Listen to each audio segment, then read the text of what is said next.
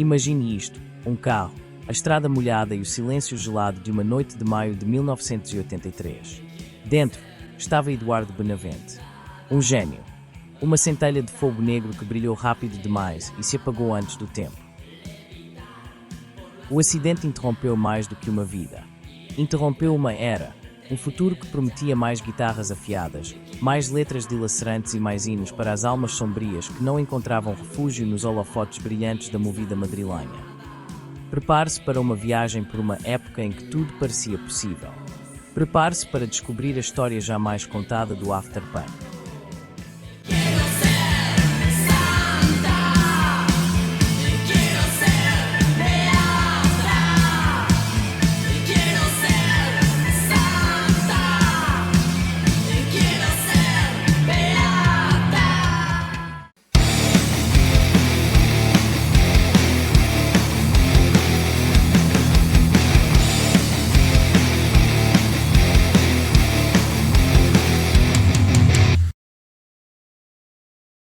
Este vídeo é patrocinado pela Suburban Attack, um serviço especializado na fabricação de merch para bandas e festivais de música.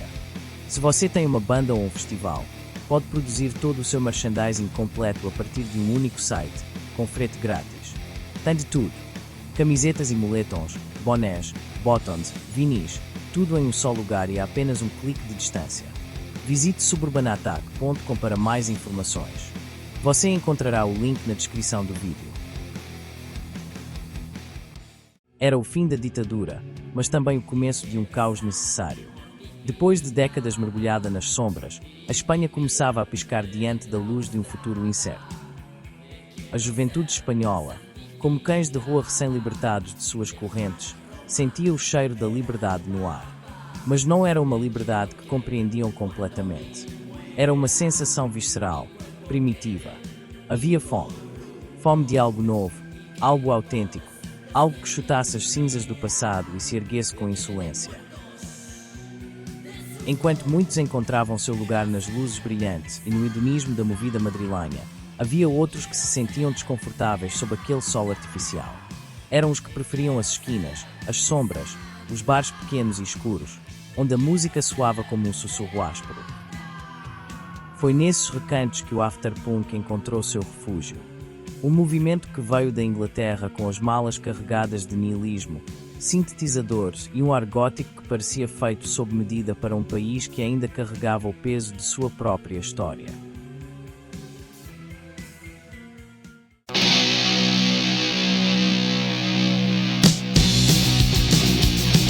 Me miro en el espejo y soy feliz y no pienso nunca en nadie más que en mí y no pienso nunca en nadie más que en mí. Enquanto Alaska e seus pegamoides flertavam com o mainstream, lançando piscadelas ao grande público com canções pegajosas como Bailando, Eduardo Benavente e Ana Curra seguiam um caminho diferente. Menos cor, mais sombras. Menos festa, mais introspeção. Sua musa não se encontrava nos brilhos da movida madrilenha, mas nas frias e úmidas salas de concerto da Inglaterra. Nessas viagens, viram bandas como Killing Joke, Bauhaus, Siouxsie de Banshees e de Cur. Foi como uma revelação. Uma epifania envolta em neon mortiço e guitarras distorcidas. Mas o que trouxeram da Inglaterra não foi uma simples cópia. Foi uma reinterpretação, uma tradução para o idioma emocional de uma Espanha que oscilava entre a euforia e desencanto. Ainda como membros de Alaska e Pegamoides, a primeira mudança foi estética. Cabelos arrepiados, roupas escuras, creepers e couro preto. Contudo, essa inclinação para o sombrio logo gerou atritos entre Carlos Berlanga, até então o principal compositor da banda, e Eduardo, que enxergava as coisas de outra forma e queria evoluir para algo mais obscuro e menos pop. Essas divergências levaram à saída de Berlanga do grupo, que fundou o Dinarama, ao qual posteriormente se juntaram Nacho Canut e Alaska, formando Alaska e Dinarama. Por sua vez, Eduardo Benavente e Ana Curra criaram Parálisis Permanente em 1981, e desde o primeiro momento ficou claro que essa banda não seria para todos.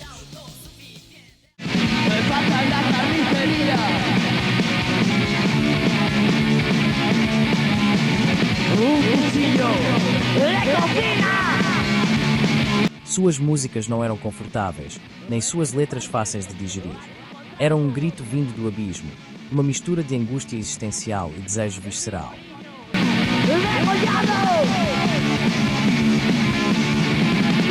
Em 1982, lançaram seu primeiro EP, dividido com Gabinete Caligari, pelo selo Tic Tac. O disco incluía as faixas Autossuficiencia e Tengo un Passageiro.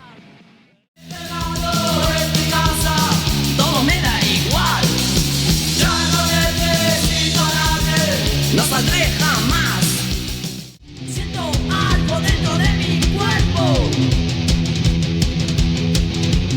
Una extraña sensación. Com o sucesso do lançamento, Eduardo e Ana fundaram, junto a Fernando Urrutia e Andrés Quadrado, o selo Tercipreses, com o objetivo de lançar os grupos Parálisis Permanente e Gabinete Caligari. O Tercipreses não apenas lançou essas duas bandas, mas também outros grupos como Câmara, Los Seres Vacios, Luquilho e Trogloditas e Desechables.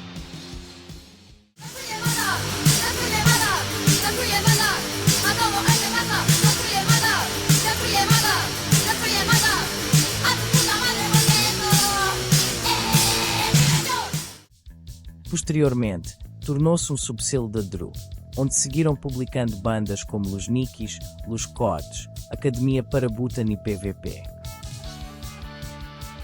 Após lançarem o single Quero Ser Santa, escrito por Alaska e Ana Curra, Parálisis Permanente publicou, em 1982, seu único LP, Helado. O álbum continha 13 faixas, entre músicas originais e duas versões em espanhol de You Wanna Be Your Dog, dos Stooges, e Eros, de David Bowie.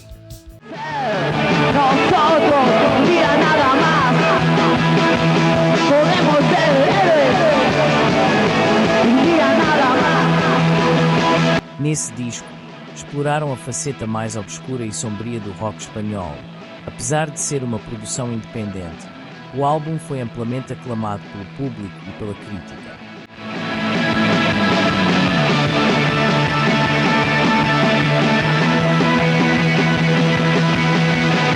Já em 1983, lançaram seu último single, com as músicas Nascidos para Dominar e Sangue.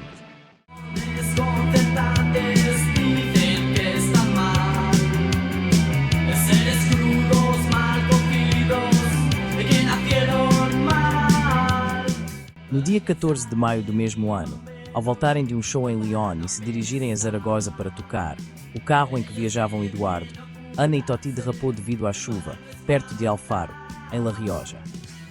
Eduardo, com apenas 20 anos, morreu a caminho do hospital. Ana Curra precisou ser internada, enquanto Toti sofreu apenas ferimentos leves. A vida de Eduardo se apagou, e com ela a banda, que se tornou uma lenda. Não tiveram tempo para se desgastar, nem para cometer erros fatais que manchassem seu legado. Sua música ficou congelada no tempo, como uma fotografia que captura um momento perfeito antes que o mundo pudesse arruiná-lo. E talvez por isso seu impacto seja tão duradouro, porque Eduardo e Parálisis Permanente nunca tiveram a chance de se diluir. Foram intensos, foram breves e, sem dúvida, inesquecíveis.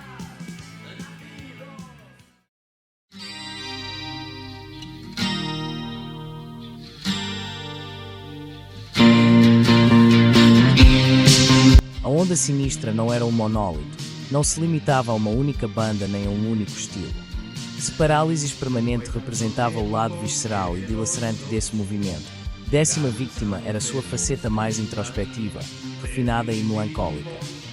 Eram os Darks com um toque de elegância, os poetas da tristeza contida, os arquitetos de um som que não apenas se ouvia, mas que se sentia como um frio cortante atravessando os ossos. Os primórdios da banda remontam a 1980, quando os irmãos suecos Lars e Per Mertanen formaram o grupo Cláusula Tenebrosa. Após uma apresentação, começaram a discutir a possibilidade de ensaiar com Carlos Entrena, amigo da época e ex-vocalista da recém-extinta banda Executivos Agressivos, que contava com figuras marcantes da movida como Pods, de Derribos Áreas, e Jaime Urrutia, de Gabinete Caligari.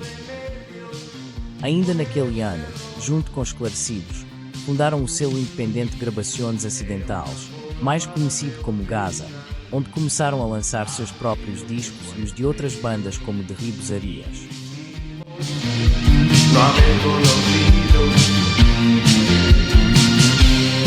Desde o primeiro acorde, ficava claro que Décima Vítima não era apenas mais uma banda. Havia um minimalismo na sua música, uma precisão quase cirúrgica na forma como construíam suas canções, deixando exatamente o espaço necessário para que as emoções fluíssem sem restrições. Em 1982, decidiram substituir a caixa de ritmos que usavam até então por uma bateria real, e José Brena entrou para o grupo. Com Tanelejos, conquistaram o prémio La Maqueta de Ouro, concedido pelos ouvintes da Rádio 3, sendo reconhecidos como uma das músicas mais aclamadas de 1982. As letras de Carlos Entrena eram pequenas joias existencialistas. Não falavam de amor ou protesto, como tantas outras canções da época, mas de algo mais profundo, a luta interna, o vazio, a solidão. O som da banda tinha uma forte influência de Joy Division, um dos pilares do pós-punk britânico. E embora fosse fácil rotulá-los como os Joy Division espanhóis, essa comparação não faria justiça ao que Décima Vítima conquistou por mérito próprio.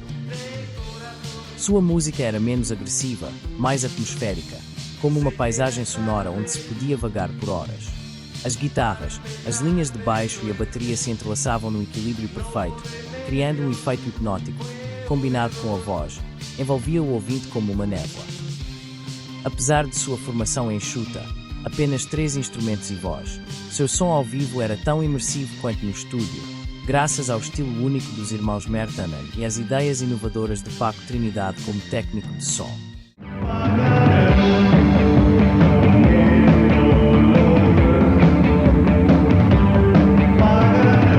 Décima Vítima também se destacou por sua estética visual.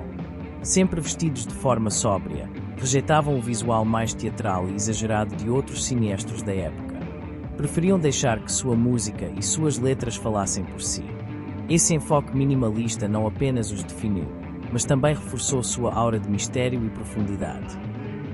Como banda, nunca viveram exclusivamente da música e, em 1984, se dissolveram. Mas, apesar de sua trajetória curta, Décima Vítima deixou uma marca eterna na música espanhola e influenciou gerações futuras de artistas.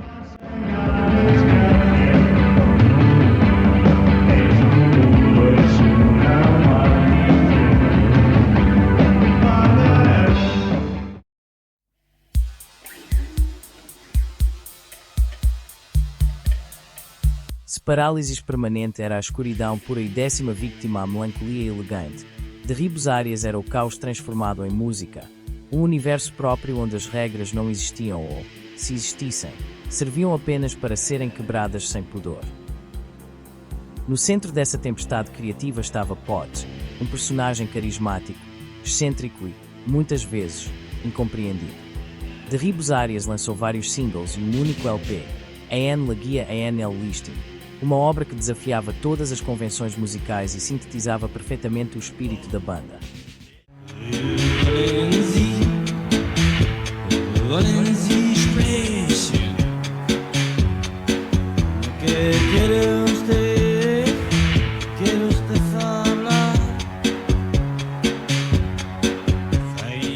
Além de Potts, outro talento emergente dos executivos agressivos foi Jaime Urrutia, que fundou o Gabinete Caligari ao lado de Fernando Ferni Presas e Eduardo Adaí Clavo. Os primeiros passos do Gabinete Caligari foram marcados pela onda sinistra, mas posteriormente consolidaram-se como referência do pop-rock canino.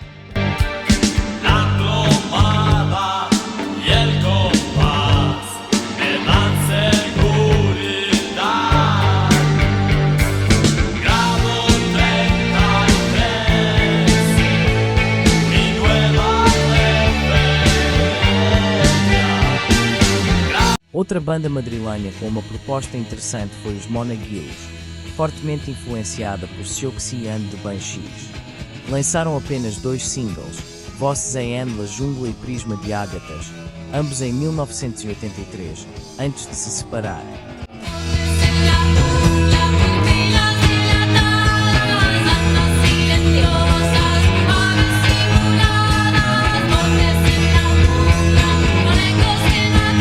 Mas nem tudo girava em torno de Madrid.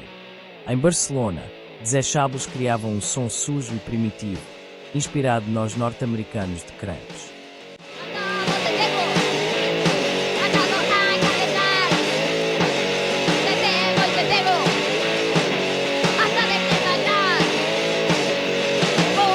Em Donosti, Agrimensor KE lançou apenas 2 singles entre 1982 e 1983, sem grande repercussão além do circuito underground. Terminado, no hay oscuridad, no hay frío en ningún lugar. Olvida todo y vuelve a empezar. Príncipe. Outras bandas com pouca visibilidade na mídia, mas igualmente interessantes, foram La Fundación, Vida Primitiva e Los Seres Vacios, este último com Ana Curra nos vocais. Essas e muitas outras bandas incríveis e pouco conhecidas desse movimento podem ser encontradas em nossa playlist exclusiva Onda Siniestra Espanhola. O link está na descrição do vídeo. Se você é apaixonado por música, inscreva-se agora no canal para não perder as novidades, porque o melhor sempre está por vir.